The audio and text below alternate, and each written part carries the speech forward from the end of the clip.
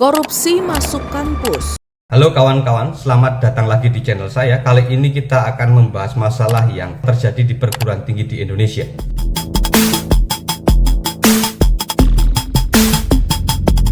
Kita ketahui beberapa saat lalu KPK menangkap seorang rektor di Universitas Lampung. Jabatan akademiknya profesor.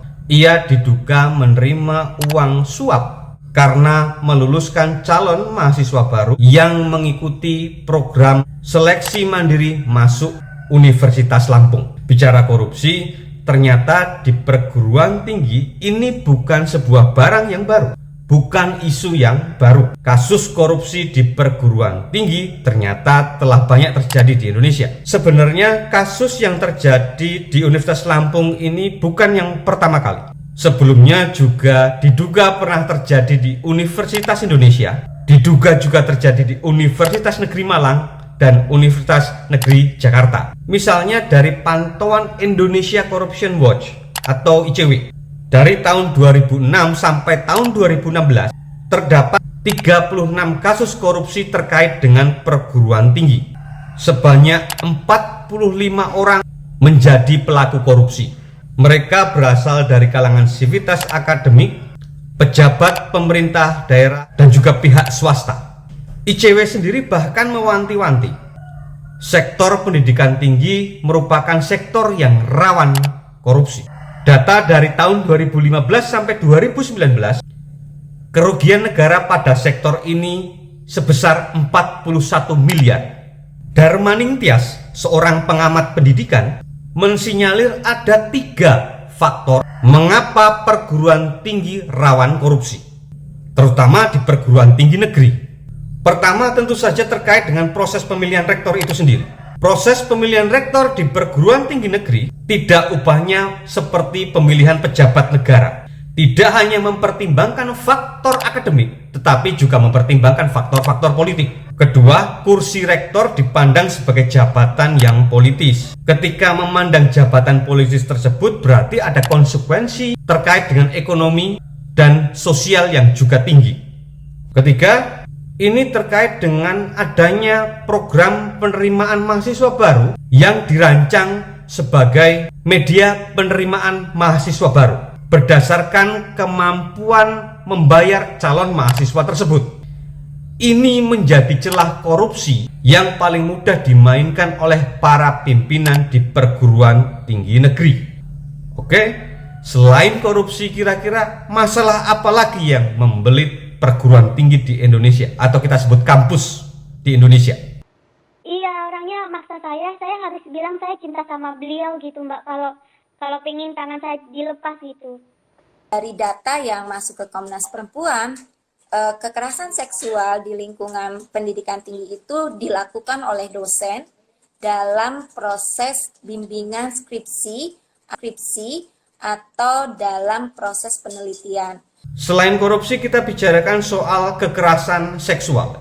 Kasus ini ramai diperbincangkan beberapa saat yang lalu, yang kemudian membuat Nadiem Makarim, Menteri Pendidikan, Kebudayaan, Riset, dan Teknologi, menerbitkan Permendikbudristek nomor 30 tahun 2021 tentang pencegahan dan penanganan kekerasan seksual di lingkungan perguruan tinggi. Dasar dari penerbitan peraturan ini adalah sebuah survei sebenarnya. Jadi pada tahun 2020 yang lalu, Kemendikbudristek melakukan survei, dilakukan di 79 kampus di 29 kota di Indonesia. Hasil survei ternyata mencengangkan. Sebanyak 77 dosen mengaku bahwa di kampusnya telah terjadi kekerasan seksual. Sebanyak 63% responden mengaku bahwa kekerasan seksual yang terjadi di kampus tidak pernah dilaporkan dengan alasan menjaga nama baik kampus. Sementara korban kekerasan seksual nyaris mayoritas menimpa perempuan dengan angka 90%. Contohnya ini bisa terjadi antara dosen dan mahasiswa, atau antara mahasiswa yang dianggap senior dengan mahasiswa yang mungkin lebih junior. Memang kalau kita kaji ulang dalam kasus kekerasan seksual ini ada beberapa hambatan yang terjadi. Misalnya ketika korban tidak mau melapor atau merasa malu ketika kekerasan seksual menimpa dirinya. Apalagi jika kemudian yang menjadi pelaku adalah dosen. Mahasiswa yang menjadi korban kekerasan seksual akan segan melapor karena khawatir berpengaruh terhadap nilai yang akan diperolehnya. Meski demikian, implementasi terhadap Permendikbudristek nomor 30 tahun 2021 ini belum berjalan secara maksimal. Perintah untuk membentuk satuan tugas di lingkungan perguruan tinggi terkait dengan pencegahan dan penanganan kekerasan seksual ternyata belum banyak dilakukan oleh kampus-kampus baik itu negeri atau swasta. Padahal itu tercantum secara jelas di pasal 6 ayat 3 poin B.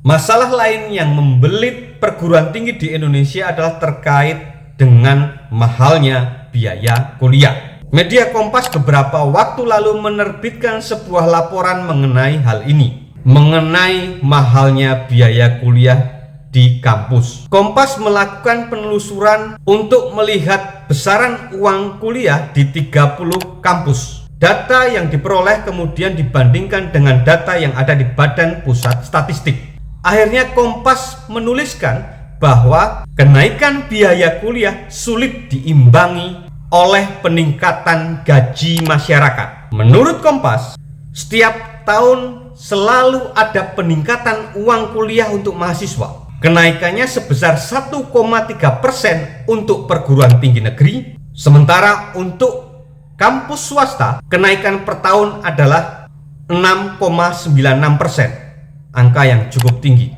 Jika situasi ini dibiarkan begitu saja, jelas ini akan mengancam akses pendidikan ke masyarakat banyak.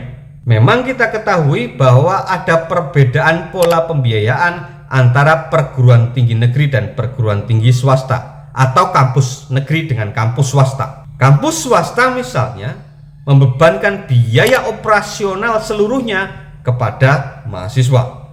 Padahal kita ketahui jumlah kampus swasta di Indonesia jauh lebih banyak daripada kampus negeri. Semakin banyak mahasiswa, semakin banyak pendapatan yang diperoleh oleh kampus swasta tersebut.